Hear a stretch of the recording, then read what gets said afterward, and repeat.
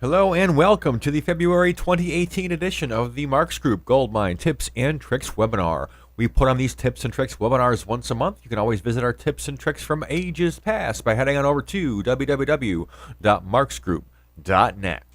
What are we talking about this week? This week, we're going to talk about how to change label colors and why we might want to do such a thing. We're going to talk about color coding calendar items, and if Peter can pick a peck of pickled peppers, we'll get onto that as well. We're also going to talk about additional contacts, why they might be good, but why they're probably not will be a lot of our conversations. Let's go ahead and jump right in to some GoldMine. Okay, what happened here? I come into my GoldMine, I got all these windows all willy-nilly, all everywhere. If you ever see this, if you want to get back to your tabs, all you have to do is just maximize any window at all. If you want to go back to that windowed mode, just hit your little tab here, your little guy there. Just that easy. Okay, that's enough for our stupid pet trick of the day. Let's go ahead and jump into changing some label colors. What I mean is I want to change the label colors actually on the contact record itself. Now keep in mind, whenever you modify the layout of the contact record that you're looking at, you are modifying the view of that record. So if you right-click on the contact record itself, you're going to have this select primary fields thing here. You almost certainly are going to have it unless you have record typing programmatically enforced, which is rare to see in the field. But at any rate, I just want to make you understand that when you modify anything about the record, you're modifying the view. And we want to make sure, see, my wide view has been all screwed up because I've been training with it forever. So now I'm selecting my main view. And the wide and the main actually come with GoldMine. They come out of the can, so to speak. So if I just want to, because I've seen people spend a lot of time in modifying their contact record, like making colors and putting fields, just perfectly, precisely arranged according to a grand scheme. Tab stop orders, are you kidding me? Tab stops actually filled in correctly, and only to find out that the view they did it on isn't the one that everyone is using. So now they're faced with an issue. Well, how we're going to get 100 people to select the right click, the proper right click, and there was just a lot of confusion. So at any rate, make sure you're modifying the view you need to modify is the moral of the story. Why would I want to change the label colors? In this case, I want to convey information about the field using the visual aid of changing the color. And I've seen this in practice in a couple of different client environments, which is why I'm bringing it up, and I'm kind of recommending it to you. If you find yourself having a GoldMine that fields just aren't being filled in, or your data is maybe inconsistent, and you think to yourself, I want everyone to fill in this field. I want this contact type field. I want source and contact type to always be filled, and I want to know, how do they find out about us being our source? And the contact type, I want my caller to qualify them, and I want that qualification to be prospect, suspect, disqualified, do not call, or they're already a customer, so there's no need for me to call them, as a sales guy in this hypothetical. So, you go to ask your GoldMine partner, I want to require data to be put in a GoldMine field. They may say, well, they're going to give you one of two options, which I am too. They may say, go to your properties, go to security, and require data entry. And really, it is just that easy. In practice, though, this could be a nightmare. Let's be frank. This can be a nightmare because what's going to happen now that my contact type field is hard required. So if I try to move off of this record, I get the nastiest of pops. I get this required field alert. Following record has the following fields that need to be filled in, and if you had multiple required fields, they of course would be listed here. So in this case, it's just telling you, hey, fill in your contact type. Now, when this is going on, I can't do nothing. So what typically happens is that your end user is valiantly trying to answer a phone call and complete a history and just get off the record that he's currently on, and this crap starts to go on. So you end up with a frustrated end user, and you end up, okay, so here's what really happens. Here's what I observe in the field. Okay, the idea is then to hit OK. Oh, Lord. Hit OK, I guess twice sometimes. And in this case, you have to know that, okay, it was bitching about the, pardon my French, it was complaining about the contact type field, so I want to click in there and I want to give it a value. Now, ordinarily, I want to think about this value. Well, in this case, in this hypothetical, I want to think about this value. I want to think, are they a prospect? Are they a warm prospect? Or are they just a suspect? Or this guy's just never going to need us. It's just, I know it. I know he's never going to need us. So you want your sales guy to, make an intelligent, informed decision about these fields. What's going to happen now, because this poor guy just wants to get off of the record and get to the record that who's actually calling him on the phone. He just wants to get off of this record. He's going to pick anything. Yeah, fine, they're a prospect. Great. Yeah, they're warm. They're warm, boss. They're warm. And that would allow him to then get off of the record. And in this case, go to Corey. So, and the problem, once you start to fill in fields, I guess the problem becomes less acute. But what I often see in the field is clients that have, say, a gold mine that's been around forever. So they might have, or you might have rather, maybe a couple hundred or a couple of thousand records with just like incomplete values. Maybe they're really old records. Maybe they're some of your biggest clients. So you'll end up with maybe, in this case, a bunch of contact records that just have no contact type. Like maybe like the DHL office could have a record in GoldMine. Do they have a contact type? No. They're gonna now, because you can't move off of their record until you get. In this case, we'll demonstrate. We'll say okay, or the UPS, yeah, the UPS guy, and we'll make a general UPS store. Fine. Input all required fields. Oh, it's already complaining. So in this case, we're going to pretend that UPS was an older record and never had a contact type. So now, see, and then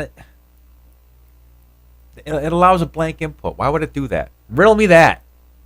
I mean, and certainly you can in here in your pick list. You can go to setup, and you can disallow a blank input.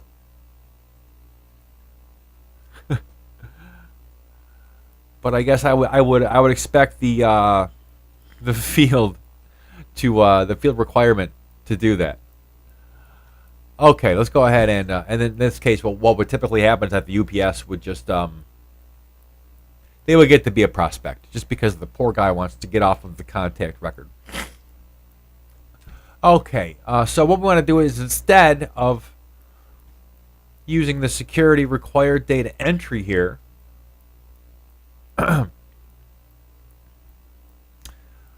what we actually want to do is we want to indicate the severity or the criticality or the priority in which these fields should be filled by denoting label color type, or label color. So all we want to do here is just change, in this case, source and contact type to red, make them stand out on the contact record. So we're going to right click, go to properties, go to color, and in this case, from our color picker, we select the brightest of reds, which happens to be color 255, which makes it easy for us to precisely select the color that is already in use. So in this case, I want to make sure that contact type is filled, source is filled. Maybe I want department, so I want to know how to target them for emailings. So in this case, what we want to do is we want to just breed into our corporate culture that if there's a red field in GoldMine, it's critical. It needs to be filled. So everyone knows that. So they know that they should fill in contact type. They know they should fill in source. They know they should get department. Company and contact are kind of a matter of course. But this actually goes, in the long run, further towards getting consistent, voluminous data compared to actually requiring the field to be filled just to move off of the record. Because what happens is you get a lot of throwaway values, a lot of values that you can't trust. So we know that because we're not hard requiring this data value to be filled in. We can trust the value when it's put in there because the end user is caring about it because they know that they should do that. Now, if you want to go ahead and design some queries or reports to report on, say, out of all the records dealt with this month or this quarter, how many records do not have these fields filled in, and maybe single it out by account manager, and maybe kind of lead with a carrot or a stick to make sure that the fields get filled in. But the requirement on the data fields in the security tab is really severe, and I never seen it work out well in the field.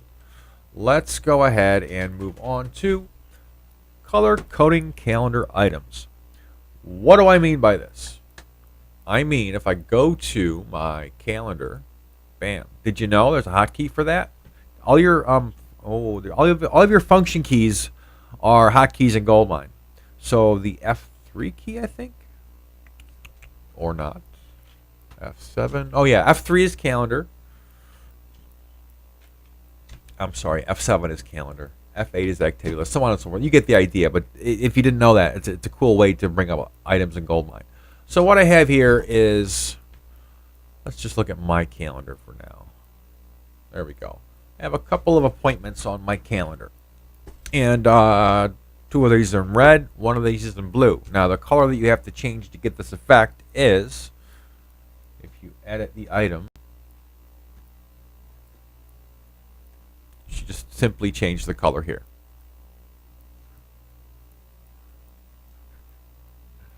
And what that would allow us to do is again, convey information about the appointment.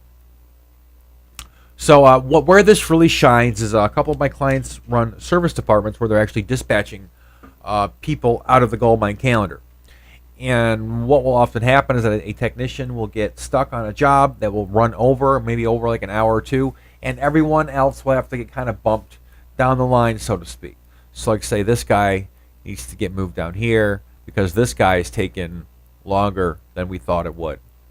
All right, and that would be okay for the first time, but the idea with them is that they didn't want to have to reschedule anybody 2 times because the guy at the end of the day, he might get bumped to the beginning of tomorrow.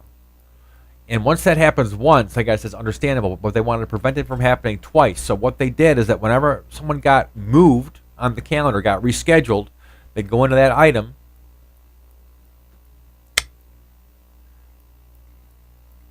and they would change the color to red.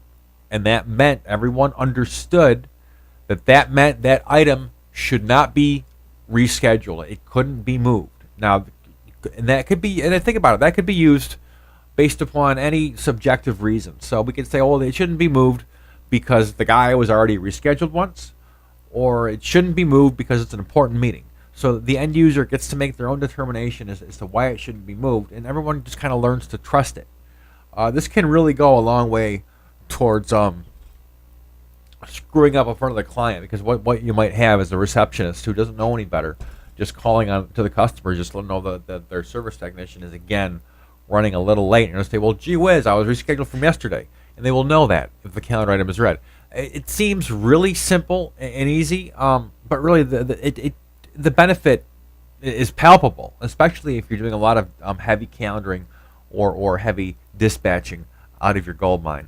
Another thing that I might mention here, that did you know you can actually add resources as users into your GoldMine? And this is just something that we can just do and imagine that these users are resources like Truck 1, Truck 2, or Conference Room, so on and so forth. And that's as easy as going into Tools, User Settings, and just making a new user. And because the GoldMine licensing only worries about concurrent usage, it doesn't care about how many users you have defined in the system. I mean, you could have 5,000 users. It doesn't care. It's only going to let you get the 5 in that your license allows you to. At any rate, let's go ahead and get on to our final dreaded additional contacts.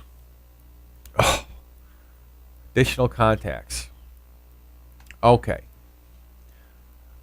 I'm going to try to be as objective as possible here. Additional contacts are a tab on the contact record. And like almost every other tab on the contact record, it holds rows of stuff. So, like for example, in the pending tab, we have rows of stuff. History, we have rows of stuff. Additional contacts, we have rows of stuff. Additional contacts are meant to capture and store, in my humble opinion, people that you have less than frequent contact with. People that you do not need to interact with on an automatic level, because that's where it really starts to fail. When you have a real need to start emailing this guy certain emails and not to other people, and you'll see what I mean as we get into it, you're going to want to have them have their own contact record. So so let's go ahead and dive right in. So for this contact record, I might have a president, and I have him here, Zaphod. Let's go ahead and make a new additional contact. Let's make one more. Good old Bob.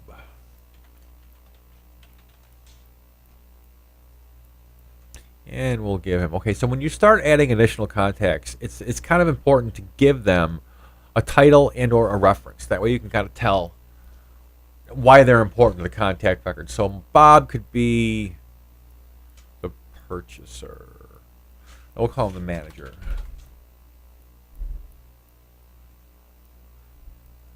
Okay. So what this allows you to do is a couple of different things. When you're scheduling or completing anything against this contact record, you're able to select these folks from the drop down. Say, okay, I did this thing with Bob or with Zaphod or with Justin. What it also allows you to do is consolidate all of the email underneath this contact record. So if I start to email, no, I would not. Crap. So when you start to use email, oh, sorry guys, I did not mean for this to happen. I would not. Anyway, I'm sure you can imagine that as I bring up my email, I'm allowed to email each address against the contact record. So that is why email allows you to keep multiple addresses. These are actually email addresses that are specifically associated with those additional contacts. Now, where this starts to fall short, this thing always happens, doesn't it? Where this starts to fall short is when you want to start to blast emails out to folks. Some emails to some people and other emails to other people. What do I mean by this? Let's imagine we have two kinds of emails we want to send out to the GoldMine world.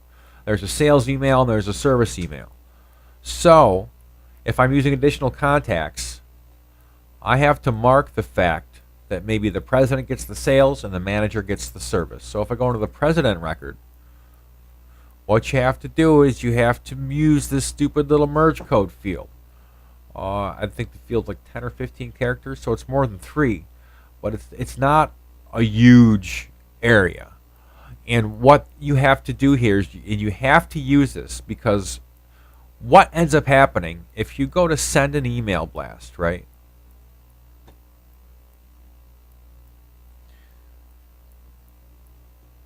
When you go to select your recipient, it gives you the choice of primary and or additional. But if I select additional here, what's going to happen is that every additional contact in that filter or group is going to get this email. So you have to further limit it with the merge code, in this case, sales. Sound like fun? It's not. It's horrible. It's almost always better to have their own record. That way they can have all of these fields. Because, when you think about Bob and Zaphod, they don't have the ability to have all these cool fields up here. So we don't know what their interest is. But again, if it doesn't matter, then they're probably fine in the additional contacts tab. But if you need to have some kind of meaningful, targeted communication with these folks, especially out of GoldMine, and even running lists for constant contact, this makes it very problematic to cause these people aren't in the same place as these people in the database. They're in a different table. So what we'd like to do in this case is we want to start converting some of these people to primary records. So what does it look like when I have multiple primary records for the same company? So in this case, if I search for the Marks group, I can see that instead of having one Marks group contact with all of these people in the additional contacts field, or tab rather, I'm sorry, I digress. Instead of having an additional contacts tab filled with all these people, I'm going to have their own records. Now, this allows me to treat them all as their own people in GoldMine, if that makes any sense. So, I mean, the biggest thing is that you can't filter on additional contacts. So all the hard work I do maintaining these additional contacts down here, they're never going to come up in a filter. So if I go to my filters here, if I go to my filter builder, which you should never use anymore, I use the search center, but I just want to show you, give you an example. When I go to build a filter, I only have flat fields. I only have the one-to-one relationship fields, the fields on the top half of the record, and the fields in the fields tab. I don't have anything else. So you can't filter on consup, or rather the table that the additionals are actually kept in. So the real easy way out of this is to right-click, options, convert to record. Now, by default, it's just going to convert Bob Smith, which is what we're after. It can do all of the contacts for the current record, and it can do all of the records for the database. Use with caution. If you plan on going that route, I would really back it up first and then give it a whirl. I mean, it'll work great, but it may not be exactly what you want. So in this case, we just want to pick and choose who becomes their own person. So we'll just convert Bob Smith. We hit OK, and bam. Now we have a Bob Smith at marksgroup.net.